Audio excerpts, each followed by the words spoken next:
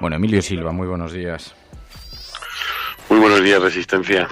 Claro, es un asunto por el que nos preguntamos esta mañana, ¿no? Cuando uno ve el retrato, la fotografía de lugares en donde se ha votado el discurso del Partido Popular, cuando vemos el otro día esa forma de ironizar del alcalde de Madrid que decía, seremos fascistas, pero sabemos gobernar, cuando vemos lo fácil con lo que se bromea, con lo que se ironiza, con la facilidad con la que se ironiza en España con el fascismo, nos parece muy preocupante. Este espacio, qué fácil acomodo ha tenido en nuestro país, ¿no, Emilio?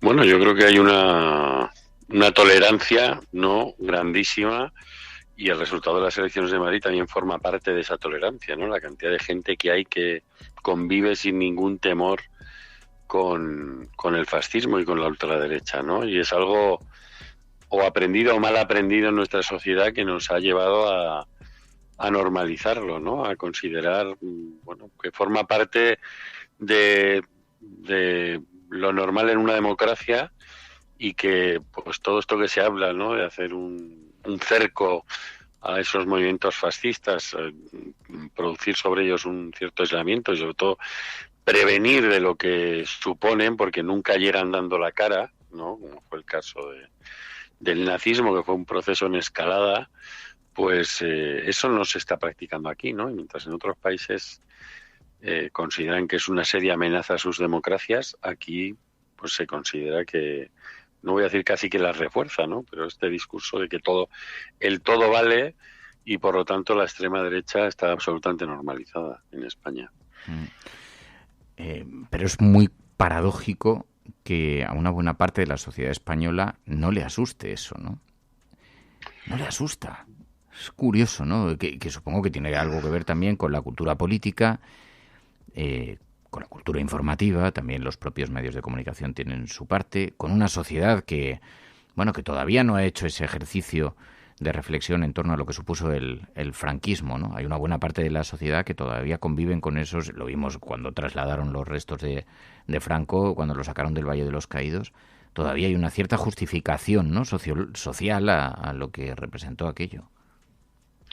Bueno, eso permite, por ejemplo, que Almeida hiciera ese chiste, ¿no? Que es una banalización total del fascismo, ¿no? O sea, poniéndole como característica el hecho de que sirve para gobernar, ¿no? Y el gobierno del fascismo evidentemente tiene que ser lo primero en ser rechazado por cualquier persona que tenga los mínimos principios democráticos asimilados. A mí me ha pasado a veces que cuando he ido con grupos, sobre todo de estudiantes, a visitar el Valle de los Caídos, ¿no? Y yo siempre les he llevado a la misa de las 11 para que entiendan un poco este país, la relación del nacionalcatolicismo, y luego les indico que al acabar la misa fuera, en cuando estaba allí la tumba de Franco, me pasaba algo con algunos estudiantes extranjeros que nunca me ha pasado con españoles, y es que veían a alguien levantar el brazo frente a la tumba de Franco y se ponían literalmente a temblar.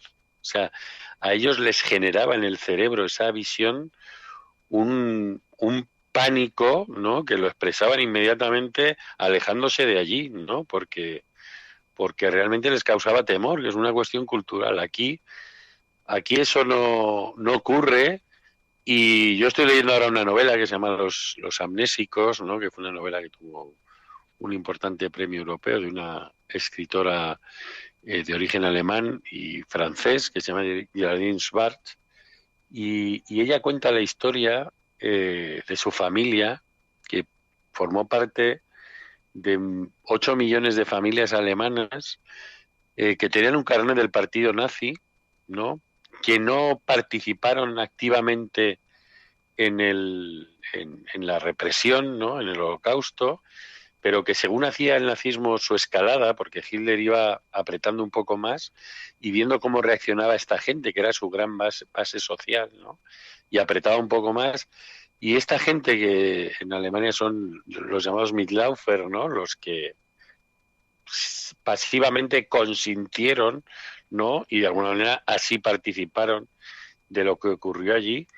Bueno, pues podríamos pensar que gente que ha visto cómo se asesinaba en residencias de ancianos a miles de personas y son capaces de refrendar esa gestión en unas urnas, ¿no? Pues pueden formar parte de esta población, ¿no? Que realmente es capaz de soportar este incremento de la agresión que puede suponer la política a la ciudadanía, ¿no? Y de una manera como si no pasara nada, apoyar con esa pasividad su incremento, ¿no?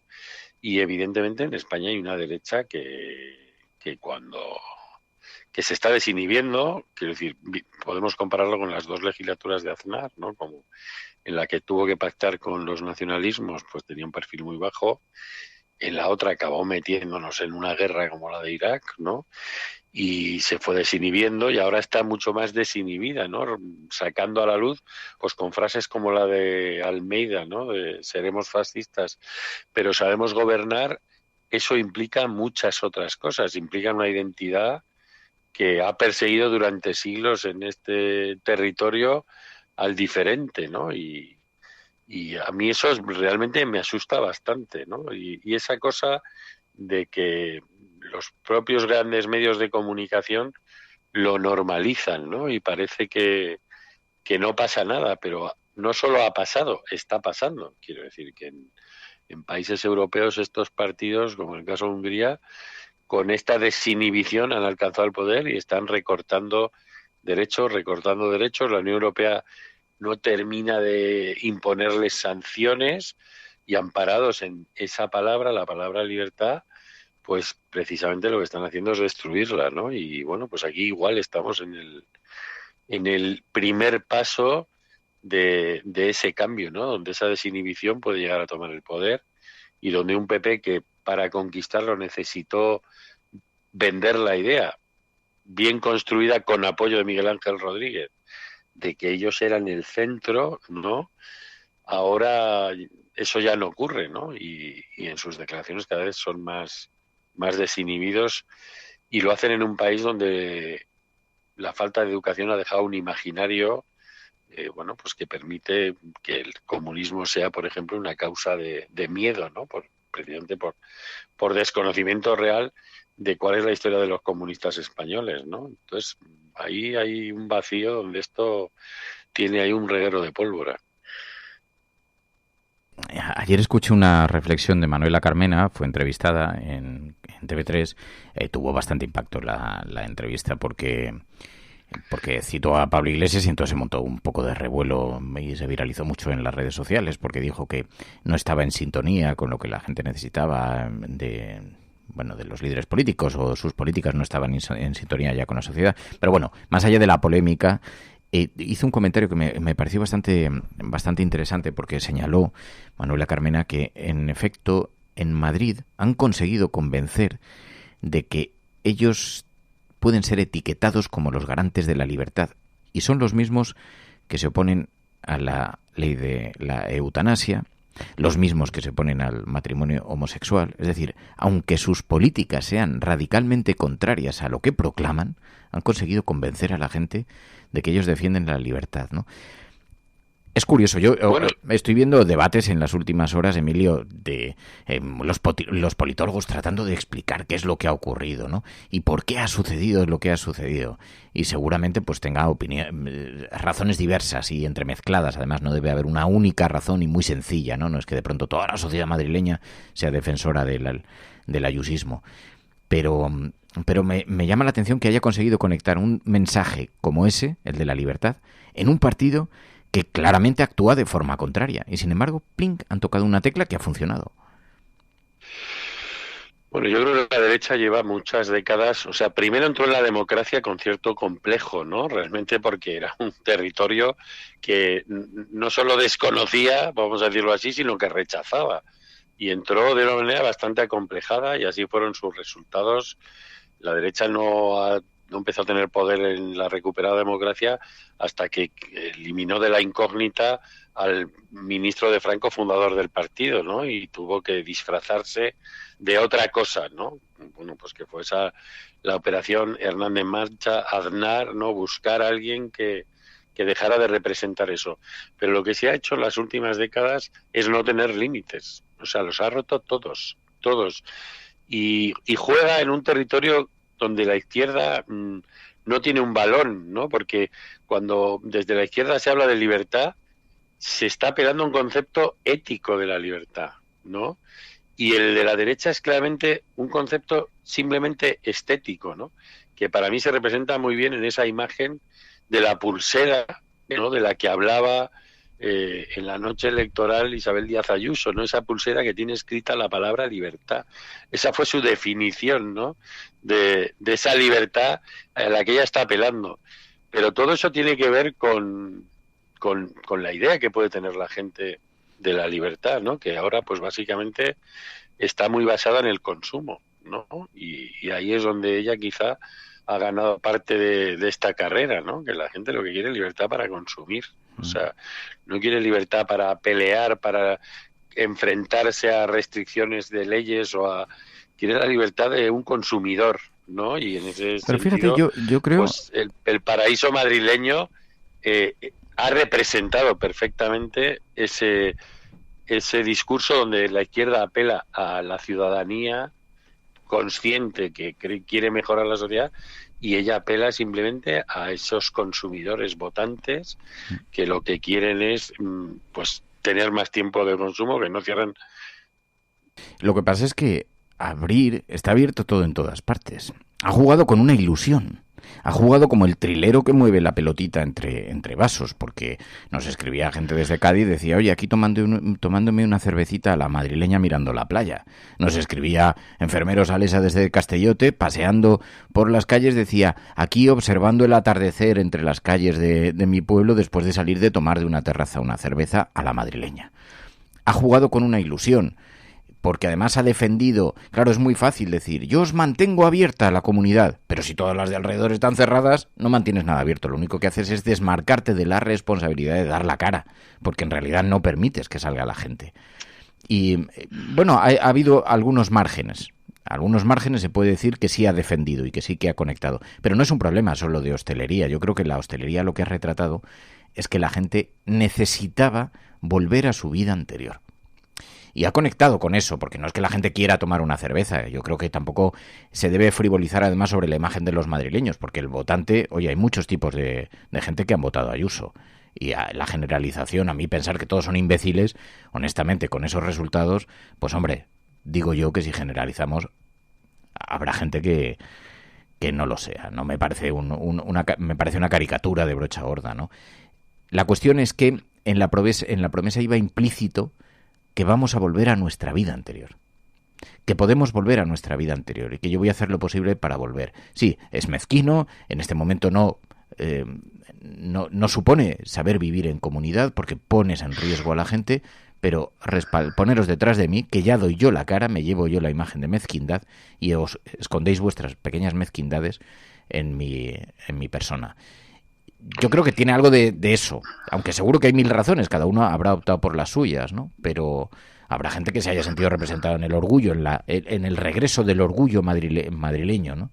Y habrá gente seguramente que sea por puro nacionalismo y otros por pura etiqueta de que no pueden votar a otro partido y otros porque se hayan sido movilizados porque no quieran dar el voto ni de broma a Pablo Iglesias o algo que se acerque a Iglesias o da igual, a Mónica García o a Ángel Gabilondo, ¿no? O sea que habrá razones repartidas seguramente, si no, no se explica una victoria como esta. Bueno, yo por un lado, la victoria lleva siendo victoria, o sea, esta comunidad llevándole gobiernos al PP desde hace 26 años, con todo lo que ha hecho, con todos los volquetes de mierda que ha soltado el Partido Popular en estos años y no ha dejado de gobernar, ¿no? Había antes de ayer por la noche una columna muy irónica de Isaac Rosa que se titulaba "No me explico lo de Ayuso" en El Diario, ¿no? Hablando de esto, como, bueno, pues haciéndose el sorprendido, ¿no? Pero yo creo que ese discurso ha funcionado frente al gobierno central, ¿no? Y de hecho había unas imágenes cuando en la noche electoral ella se iba de Génova y, bueno, se metió en un coche y la asaltaron un montón de fans y había 2 o 3 personas pidiéndole por favor que bajara la ventanilla, que la querían saludar, que venían desde fuera de Madrid, me acuerdo, una de Valencia, otra de Barcelona, para felicitarle por su derrota del comunismo. Digo, bueno, es que... Claro. Claro. Alguien tiene ese esquema mental en la cabeza y cree que eso ha ocurrido. O sea, cree que eso ha ocurrido en Madrid y se ha ido allí a felicitar a, bueno, Bueno, Franco, pero que que también decía, ha conectado con los fantasmas de esa derecha que eso en es, claro. España tenía instalada la idea de que el comunismo iba a ser el gran devorador del sistema, ¿no? Algo de lo que convenció el franquismo, pero claro, a estas alturas de la historia es vivir todavía en una especie de enajenación y de película de ficción, ¿no? Ya, pero yo por ejemplo, a mí me gustaría ir en la calle a ver cuánta gente sabe, por ejemplo, dónde está el reparto de las competencias en política. La gente no tiene, la mayoría de la gente no sabe lo que es del gobierno autonómico, no sabe lo que es del gobierno central. Ahí hay un batiburrillo quiero decir, de gente que no tiene una noción de cómo es el reparto ni la estructura del Estado, ¿no?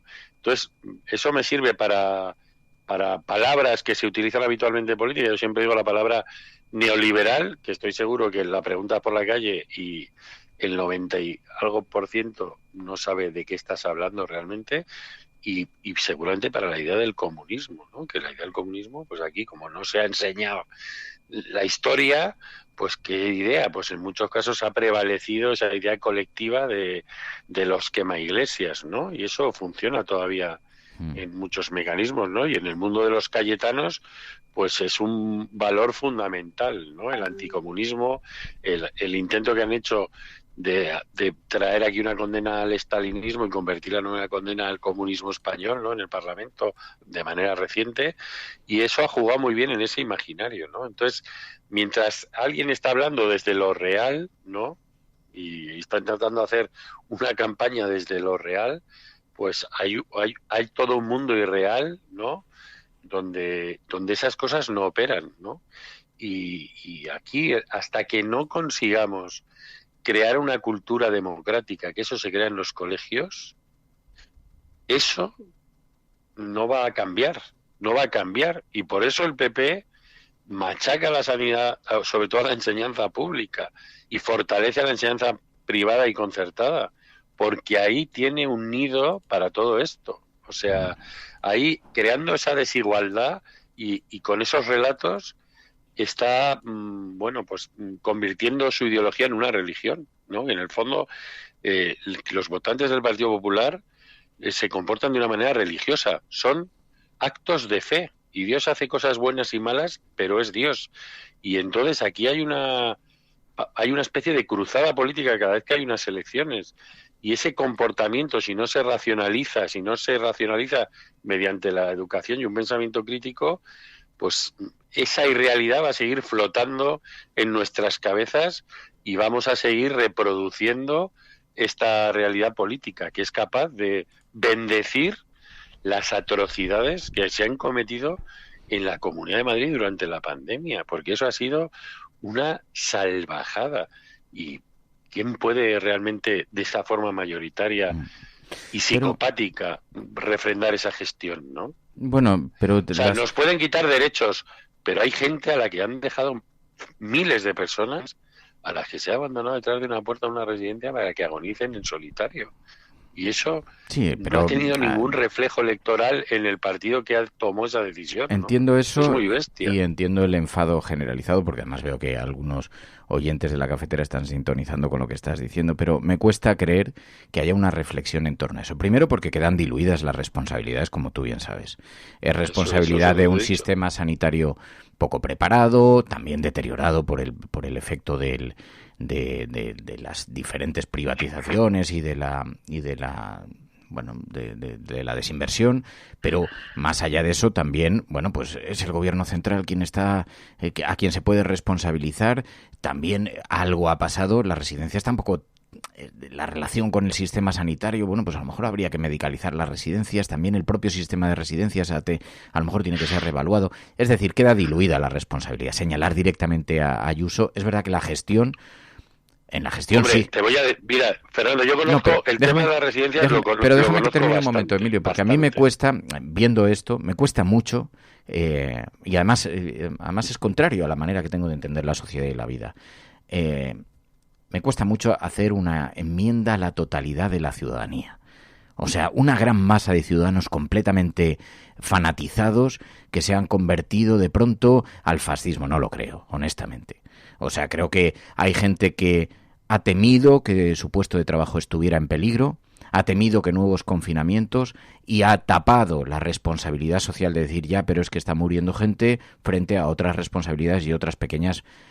Incluso puedo aceptar que se llamen mezquindades, pero con ese nivel de apoyo hay una buena parte de la ciudadanía que ha optado por razones que, oye, yo no alcanzo a comprender, porque te están ofreciendo, mira, puedes salir a tomar cervezas hoy, o tu hijo puede tener becas para la universidad dentro de 10 años, dentista financiado con los impuestos dentro de 10 años, y la gente ha optado por salir esta tarde a tomar una cerveza. Pero hay algo más. Yo creo que no podemos caer en eso, porque es que si no si no el retrato de la sociedad es terrible.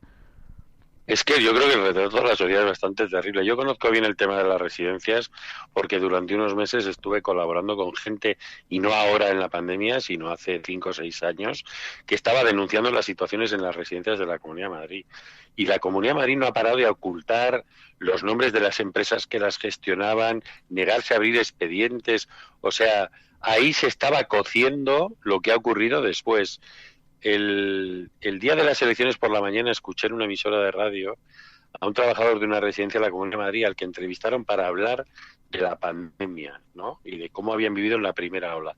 Y cuando acababa la entrevista, este trabajador metió ahí una frase cuando ya le estaban despidiendo para decir: ojalá toda la gente que ha venido hoy a llevarse a su padre a votar viniera a verlos los fines de semana. Y eso es así, es así. O sea, la gente no es inconsciente, la gente hay una parte en que es responsable, y ha muerto tanta gente que te ha tenido que tocar por algún lado. Yo, si hago un repaso de amigos que han perdido a padres, pues voy a juntar en una lista unos cuantos. No ha sido una cosa que he oído, que me haya pasado de refilón por no sé dónde, ¿no? La gente, esto le ha salpicado en las calles de su barrio, en los bares donde ha dejado de ir gente a los bares. O sea, el problema es una corrupción. Y cuando, después de lo que ha hecho durante 26 años el Partido Popular en esta comunidad, se le sigue dando una mayoría, es porque la sociedad está corrompida con él.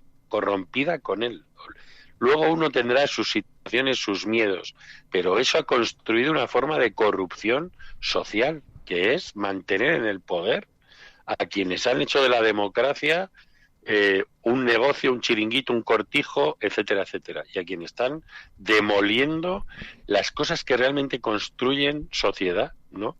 Entonces, es evidente que esta sociedad está corrompida, y luego uno tendrá sus situaciones personales, pero el día que coge una papeleta de un partido que ha hecho lo que ha hecho y la mete en una urna, con mayor o con menor información, pero en este caso todos hemos vivido de cerca la pérdida o la muerte de alguien y hemos sabido de lo que ha pasado en esas residencias, pues bueno, uno tiene ahí una responsabilidad. Yo creo que al final esta comunidad está corrupta de una manera. Yo me acuerdo, hace unos años yo escribí un artículo en Diario Público que se titulaba "Tú también eres franquismo sociológico". Bueno, nosotros formamos parte de toda esa sociedad corrupta, ¿no? En la que los Mitlaufer, de los que hablaba yo en la novela de los amnésicos, ¿no? Pues están consintiendo todas esas agresiones y están propiciando que vuelvan a ocurrir, porque la Comunidad de Madrid no ha puesto ningún remedio. En el Hospital Infanta Sofía había 16 UCIs cerradas, seguramente por si llegaba algún familiar VIP que no encontraba lugar en otro sitio, cerradas durante la primera ola, 16 UCIs con sus respiradores, y no las han tocado en un año, porque alguien ha dicho en el Partido Popular, y yo estoy convencido de que esa fue la estrategia de cómo se ha gestionado toda la crisis sanitaria. Alguien se reunió en la calle Génova en el Partido Popular y dijo: pase lo que pase, este modelo privatizador no va a dar un paso atrás, pase lo que pase. Y así ha sido. Entre otras cosas porque contrataron como jefe de la pandemia, para gestionar la pandemia, al gran privatizador de Esperanza Aguirre, que no tenía ningún conocimiento de estas cosas, porque ahí demostraron que su prioridad era esa, era mantener el modelo. Y eso es muy bestia y cuesta vidas, pero no cuesta vidas en las pandemias, cuesta vida todos los días, todos los días. Yo tengo una amiga que ayer, por un problema que tiene de dolores de espalda, no sé qué, le han dado cita para una ecografía en noviembre. En noviembre.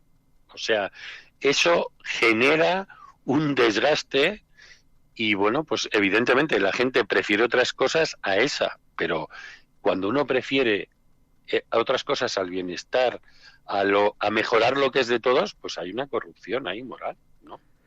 Que es lo que yo creo que aquí se ha afianzado. Bueno, yo coincido en una parte del análisis, pero no en todo el análisis. Sé que no son tiempos para la moderación y el sosiego, pero me cuesta mucho creer. Y además creo que este país es mejor y creo que como sociedad somos mejores si pensamos que incluso quienes están enfrente, por las razones por las que sea, han decidido un candidato que es bastante indiscutible y bastante evidente que no, con el que no sintonizo absolutamente nada, pero me cuesta creer que no responda esa decisión a muchas pequeñas razones diferentes. No se puede hacer un retrato de la totalidad del votante actual, porque la mayor parte de nuestros vecinos, de la gente a la que queremos, de la que vemos, de la que observamos, según las encuestas, ha girado su voto.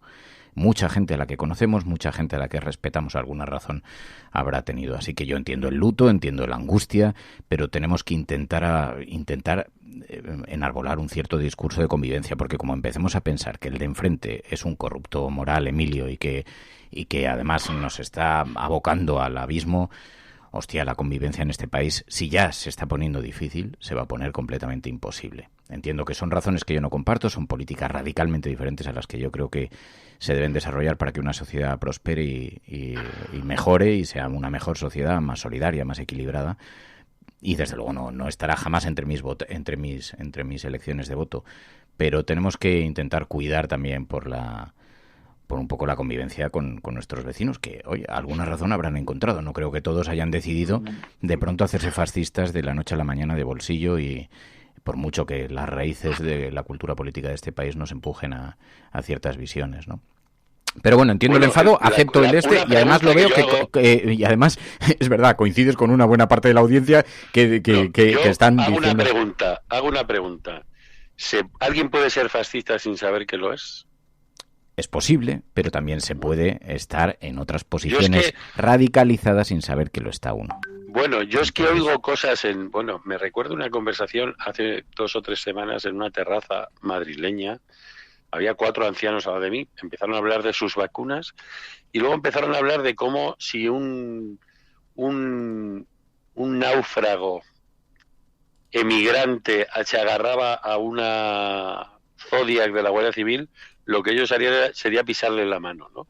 Que aquí hay gente muy bestia, quiero decir, y que tiene eso asumido como lo normal. Sí, pero me estás poniendo la mirada, lo acepto y es verdad y tienes razón, Emilio, y sabes que lo compartimos y compartimos mucho de la mirada, pero el problema es pensar que todo el universo gira en torno a esto.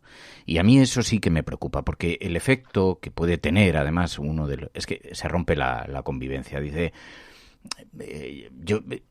mira, te lo voy a explicar. Yo convivo en las tertulias con gente que está a años luz y con quien tengo discrepancias muy profundas. Me pasa, por ejemplo, con Isabel San Sebastián, y coincido en las tertulias.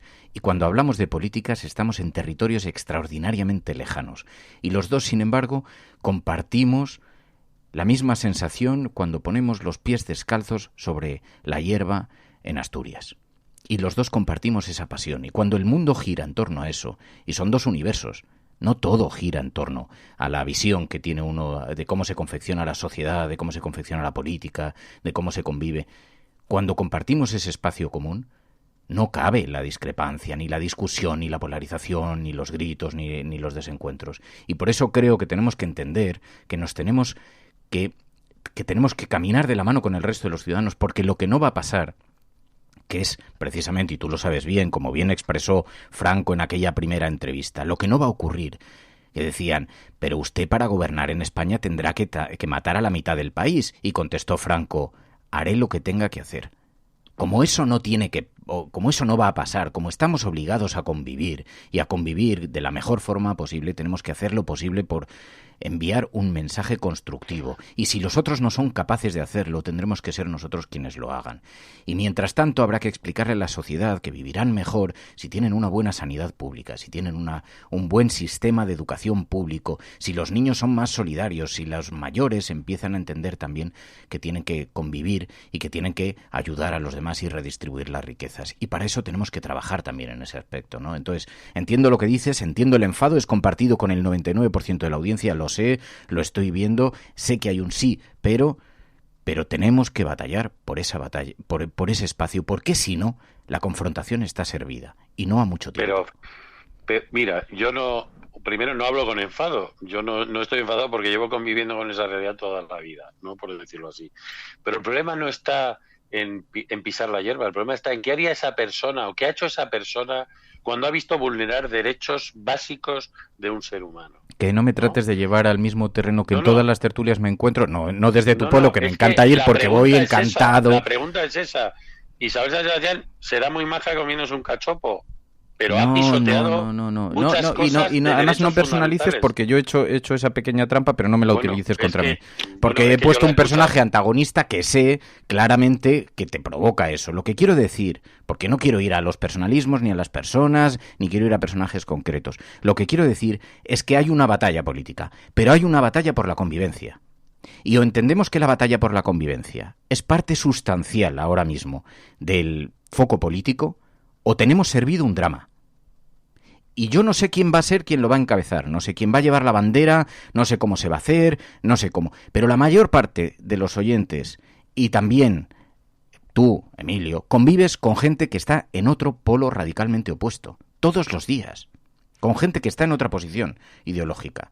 Y o empezamos a entender que la única manera de convencer camina de la mano de la seducción, o estamos jodidos. Porque el otro escenario yo no lo quiero para mí, ni para mis hijos. Ni quiero la bronca permanente. Quiero un espacio en el que seamos capaces de entendernos, donde las políticas sean socialmente defendibles y donde haya solidaridad y justicia. Y eso lo comparto al 100% contigo. Pero el camino tiene que conllevar un componente de convivencia. Es que si no, estamos jodidos. Y entiendo perfectamente todo lo demás, pero bueno... Es mi defensa. Oye, tú te expresas y yo también quiero expresarme. Quiero también defender esto. Y además sabes que te admiro con mucha profundidad y que comparto mucho de lo que estás diciendo, pero tengo un lobo luchando contra el otro lobo y no quiero dejar que gane, porque como gane me encabrono. Entonces estoy intentando que mi lobo comprenda un poquito la necesidad de convivir incluso con gente con la que discrepa radicalmente uno, ¿no? Y que además pueden ser insolidarios, injustos y tal. Hombre, ya no me pongas tampoco a un nazi delante, pero en fin, entendamos que tenemos que... Bueno, en la historia de este país, unos trataron de solucionar las cosas educando y otros asesinando. Y eso no ha ocurrido hace 2000 años. Y esas identidades están aquí. Esas identidades, y quienes las justifican están aquí. Entonces, eso es cierto. Evidentemente convives como han convivido en los pueblos donde han ocurrido muchas burradas y la vida luego tiene sus pequeños espacios, pero hay cosas que no son reeducables y hay que gestionarlas. Emilio Silva, no son reeducables. Que te agradezco de corazón, como siempre, tu lección ante la vida y también tu cariño y tu compañía.